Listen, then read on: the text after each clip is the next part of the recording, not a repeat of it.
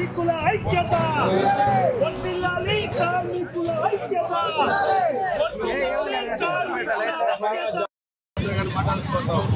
సోదరులారా కార్మిక సోదరులారా ఈరోజు కేంద్ర ప్రభుత్వం అవలంబిస్తున్నటువంటి రైతు వ్యతిరేక విధానాలు కార్మిక వ్యతిరేక విధానాలపై దేశవ్యాప్తంగా అన్ని కార్మిక సంఘాలు రైతు సంఘాలు నిరసన కార్యక్రమాల్లో పాల్గొంటున్నాయి. ఈ రోజు నరేంద్ర మోడీ మాయ మాటలు చెప్పడం తప్ప ప్రజలని దేవుడికున్న సుఖ తిప్పడం తప్ప ఏమాత్రం కూడా రైతులని కార్మికులను పట్టించుకున్న పాపాన లేదు. ఈ రోజు మనం చూస్తా ఉన్నాం స్వామినాథన్ సిఫారసుల్ని అమలు చేస్తామని మాట ఇచ్చి ఈరోజు మన నరేంద్ర మోడీ రైతులు ధర్నాకు పోతుంటే వేకులు బారికేట్లు వేసి రైతులని ఇబ్బందుల పాలు గురి చేస్తా ఉన్నారు.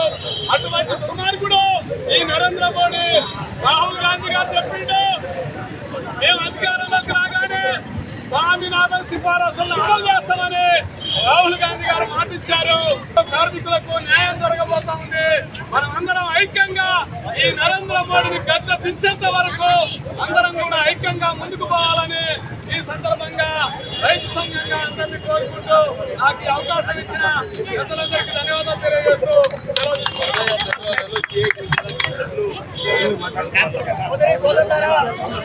దేశవ్యాప్తంగా ఉన్నటువంటి వివిధ రకాల కార్మికులందరూ కూడా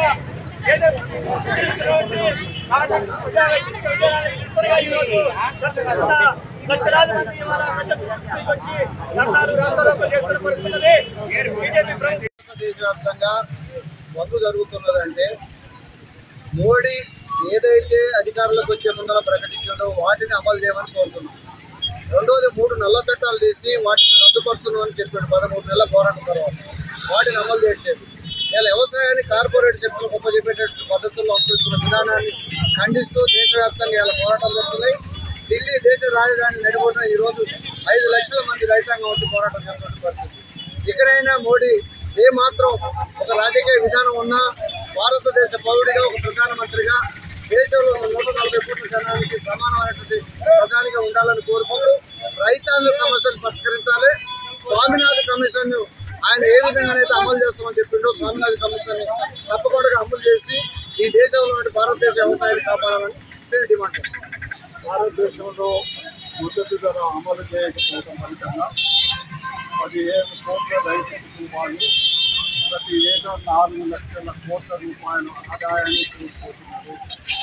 దీని ఫలితంగా సంవత్సరానికి భారతదేశంలో 10,000 రైతులు ఆత్మహత్యలు చేసుకుంటున్న పరిస్థితి కొనసాగుతుంది. ఇది మద్దతు ధర అనేది ఇమ్మీడియట్గా పార్లమెంట్లో హామీ ఇచ్చాడు. ఆ హామీని అమలు చేయకపోవడం ఫలితంగా ఇప్పటికీ అంటే మార్కెట్లో ప్రతి సంవత్సరం 17 లక్షల కోట్ల రూపాయల విలువ గల పంటను అమ్ముకుంటున్నాం. దానికి మద్దతు ధర కేవలం 6% మాత్రమే అమలు అవుతుంది. అంటే మిగతా ఎక్కడ కూడా ఏ దుకాణంలో కూడా ఎవరు కొనడం లేదు. ఇక్కడ చాలా ముఖ్యమైనది మద్దతు ధర అమలు చేయడం ఫలితంగా భారతదేశ వ్యవసాయ రంగాన్ని కాపాడుకోవచ్చు. రెండవది రుణాలు.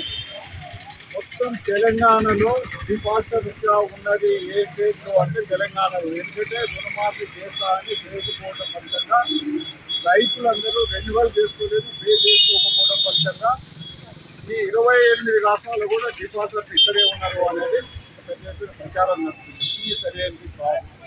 ఎందుకంటే భారతదేశంలో 74,122 రూపాయలు రైతు సగటులో అప్పు కలిగి ఉన్నది. తెలంగాణలో 1,52,111 రూపాయలు అప్పు సగటున కలిగి ఉన్నారు. వీటిని ఎవరు తీర్చాలి? వడ్డీలు చెల్లించలేక, పంటలకు ధర రాక, పెట్టుబడి పెడితే దానికి తగిన లాభం లేక ఆత్మహత్య చేసుకుంటున్న పరిస్థితి. అందుకనే ఇమీడియట్గా కేంద్ర రాష్ట్రంలో ఉన్న రుణ విమోచన చట్టాన్ని అమలు చేయాల్సిన అవసరం ఉంది. మూడవది ప్రధానమైనది కరెంటు. 2003లో ప్రజలకు కొన్ని పోరాట ఫలితంగా కొన్ని అప్పులు వచ్చాయి. దానిలో స్లాబ్ సిస్టమ్ ఉంటుంది, క్రాస్ సబ్సిడీ ఉన్నది, ఎన్కో ఉన్నది, ట్రాన్స్కో ఉంది, డిస్కో ఉన్నది. ఇవి ఏదో ఒక మేరకు ప్రభుత్వ రంగంలో ఉన్నాయి. ఈ క్రమంగా ఈ మూడింటిని కూడా మొత్తం ప్రైవేటీకరణ చేసి వేలం పాట పాడాలని ఒక ప్రమాదకరమైన అవుతున్నది. అంటే క్యాప్టివ్ కరెంటు పేరుతోని అనేకమైన పరిశ్రమలు కరెంటుని ఉత్పత్తి చేస్తూ ఆ కరెంటుని ఎక్కువ ధరకి ప్రభుత్వానికి అమ్మి ప్రభుత్వం స్వచ్ఛంగా ఇస్తున్న కరెంటుని వాళ్ళు ఉపయోగించుకుంటున్నారు. ఇది గవర్నమెంట్కి తెలుసు అంటే తెలుసు. అందుకని ఇది ప్రమాదకరమైంది కాబట్టి కరెంటు ప్రైవేటీకరణ జరగకుండా ఆ పార్లమెంట్లో పెట్టిన బిల్లును ఉపయోగించుకోవాలి.